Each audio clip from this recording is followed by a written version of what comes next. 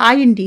ఈరోజు మా అమ్మ చేసే చేపల పులుసు లాంటి చేపల పులుసు చేస్తున్నాను. చూడండి చాలా బావుంటది. కాకపోతే కొత్తగా చేసిందేంటంటే, ఆ చేపల్ని కొంచెం ఫ్రై చేసి వేశాను. అదొక్కటే డిఫరెంట్‌గా చేశాను. మిగతా అంతా యాజ్ ఇట్ ఈజ్ అలానే. ముందుగా చేపలకి ఉప్పు, పసుపు రాసి కాసేపుంచి, తర్వాత నూనె వేసి కొంచెం వేయించి తీసి పక్కన పెట్టుకోండి. తర్వాత బాండీలో నూనె వేడి చేసుకొని, జీలకర్ర వేసి ఉల్లిపాయలు, కరివేపాకు, పసుపు వేసి బాగా వేగనివ్వండి. దాంట్లోనే వెల్లుల్లిని పేస్ట్ చేసి వేసుకోండి. ఉల్లిపాయలు వేగాక చింతపండు పులుసు, పచ్చిమిర్చి, మరికొంత కరివేపాకు, మామిడికాయ ముక్కలు కూడా వేసి ఉడకనివ్వండి. కొంచెం ఉడికిన తర్వాత అంటే తెరలిన తర్వాత చాప ముక్కలు వేయండి. కాస్త మగ్గాక అంటే మనం సిమ్‌లోనే ఉడికించాలండి. చూడండి ఇలా నూనె తేరిన తర్వాత దించేయడమే. టేస్టీ చేపల పులుసు రెడీ.